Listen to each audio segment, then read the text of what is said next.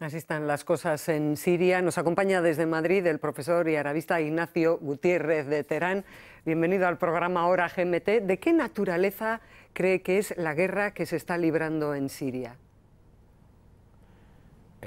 Como bien se ha dicho en el reportaje, la protesta empezó de forma pacífica y ha sido el desarrollo de los acontecimientos los que han marcado la militarización tanto de la oposición como del gobierno, que es quien ha empezado esta línea de represión popular. Por lo tanto, estamos en cierto sentido en una guerra entre dos sectores, una parte del gobierno y otra parte la oposición, y en medio está una población que en buena medida comparte las ansias de reforma y de libertad que han dado lugar a las protestas, pero que ahora mismo se siente perdida en todo este conflicto en el que hay muchos contendientes, muchas partes que están entrando en juego y en el que hay cierta confusión, sobre todo en ciertas regiones. Profesor Gutiérrez de Terán, en el Oriente Medio hay voces, hay líderes de opinión, articulistas, que ven con mucho recelo la oposición a Bashar el-Assad, entienden que allí en Siria, en ese territorio, se está librando, digamos que una batalla definitiva entre ese periodo histórico del poscolonialismo y los poderes que se implantaron en ese momento histórico y esta ola de islamismo político que está teniendo éxito desde la primavera árabe. ¿Lo ve así? Yo lo que veo en primer lugar era una especie de radiación de la lucha contra la dictadura y la represión de los regímenes árabes tradicionales que surgieron después de la Segunda Guerra Mundial y el proceso de descolonización, que por desgracia se ha ido transformando en un escenario violento en el que tenemos dos actores principales. Por un lado son estos propios regímenes conservadores en el sentido de la represión y la dictadura, y por otro lado fuerzas políticas que en algún momento por la fuerza, por la popularidad de la que disponen, se han convertido en promotores de un cambio que en realidad no supone un cambio mejor en el aspecto de la democratización y de los derechos individuales y colectivos de los árabes. En ese sentido, no es que se trate tanto de una lucha entre dos opciones con un programa de futuro, sino que se trata de una lucha entre dos opciones radicales en el sentido de que no proponen nada nuevo en el ámbito de las libertades y de los derechos humanos. Y por desgracia se ha viciado tanto la situación en Siria, y esto ha sido uno de los grandes aciertos, entre comillas, del régimen, que al final lo que se está debatiendo aquí es si el islamismo radical está consiguiendo no entrar tanto en Siria como en otras zonas, pero el islamismo radical está avanzando en la medida en que avanza también la represión pura y dura por parte de unos regímenes que en ningún caso quieren ceder terreno. ¿Cómo ve el papel de ese gigante, al menos económicamente hablando, de ese gigante que es Arabia Saudí y de Qatar en este conflicto y esa financiación, digamos, con dinero fresco que están proporcionando a algunos de los sectores de los rebeldes armados contra el Assad? ¿Qué intereses cree que defienden saudíes y qataríes? Arabia Saudí, desde el primer momento, cuando se inicia todo en Túnez, tiene una postura claramente en contra de la caída de determinados regímenes, sobre todo aquellos regímenes que podríamos considerar prooccidentales, el tunecino y el egipcio en primer lugar. Y desde luego lo que no quiere Arabia Saudí es que se siga extendiendo esta línea de revolución árabe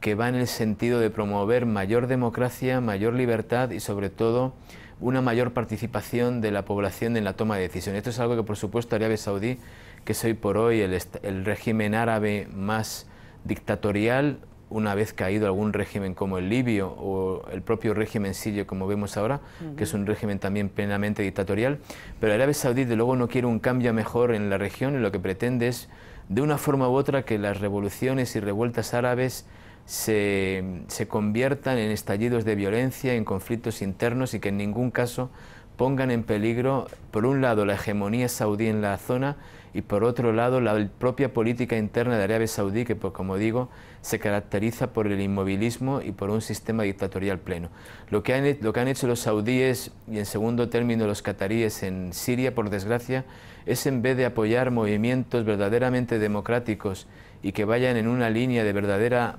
liberalización del país, lo que han hecho es apoyar a grupos y facciones de corte islamista más o menos radical que, como he dicho antes, no tienen ningún programa de verdadera democratización en Siria. En ese sentido, el papel de Arabia Saudí es plenamente negativo, pero no solo recordemos el papel de Arabia Saudí en Siria, sino también en países como Bahrein, donde se ha intentado aplacar por todos los medios el proceso de reforma interno, la intervención negativa de Arabia Saudí en el proceso de reformas y de cambio en Yemen, y en general toda esta financiación y este apoyo mediático que Arabia Saudí presta a grupos que no tienen, ya digo, ningún ánimo de democratización. En el otro extremo vemos a Irán, que por razones que en cierto sentido tienen que ver también con la hegemonía regional y con su propia estabilidad interna, apoyan también a grupos, como en este caso son regímenes, que tampoco tienen nada que ver con un verdadero programa de democratización en la zona. Le quería preguntar, perdóname por la interrupción, respecto de Irán, ¿no es acaso muy paradójico, diría yo, que un régimen teocrático, en fin, una república islámica, esté alineada y defendiendo a un gobierno, a un Estado como el sirio, que en teoría ha sido uno de los más laicos, o al menos no inspirado en principios religiosos? Es que aquí hay una serie de verdades que se dan por supuestas y no lo son. Siria nunca ha sido un Estado laico en el pleno sentido del término. Desde luego, si se compara con Arabia Saudí o con la propia Irán, sí es un Estado que no aplica la ley islámica, pero esto no quiere decir que sea laico ni mucho menos, y desde luego aplicando criterios objetivos llegamos a la conclusión de que como mucho es un Estado con unos principios seculares, pero que no son laicos, en el sentido de que el Estado está plenamente aparte y al margen de la religión. Recordemos los estatutos, los códigos de familia, una serie de normas que hay, la imagen que se ha intentado promover del propio presidente rezando en las mezquitas y teniendo una relación directa con la comunidad musulmana, etcétera, etcétera. Por lo tanto, que se aplica que se aplica la Sharia, por ejemplo, en lo que respecta al código de la familia, que en eso se iguala a otros países árabes, ¿no? Sí, aplica también lo de la distribución de la sociedad por grupos confesionales, que los cristianos tienen que sumirse o someterse a una serie de reglas, los musulmanes a otra, etcétera. Insisto, si se trata de decir que no aplican la Sharia, evidentemente no lo hacen. Y por otro lado, Irán lo que tiene ante todo es una visión geoestratégica de mantener cierta hegemonía regional, y para desgracia para Irán, sus únicos apoyos ahora mismo firmes son el régimen sirio y Hezbollah en Líbano. Y recordemos que también, aunque pueda parecer paradójico para muchos, ahora mismo hay enfrentamientos entre facciones islámicas suníes y las fuerzas de Hezbollah, que también es un grupo islamista. Luego, por lo tanto, tanto el laicismo como la cuestión del islamismo y el islam político son cuestiones que están muy implicadas entre sí y que son muy confusas. A veces es muy difícil llegar a conclusiones sobre quién es islamista y quién deja de serlo, y sobre el verdadero concepto de laicidad. Pero desde luego para Irán esto es una cuestión de estrategia y sobre todo de control regional. Y respecto de Rusia, que por ejemplo en el caso libio, posicionándose en aquel caso junto a Gaddafi, luego viró y se sumó, o al menos no se opuso a la intervención armada internacional basada en ese principio que despunta de la responsabilidad para proteger, para evitar que las fuerzas de Gaddafi castigaran a los de Benghazi. ¿Se puede pensar que Rusia podría en un futuro,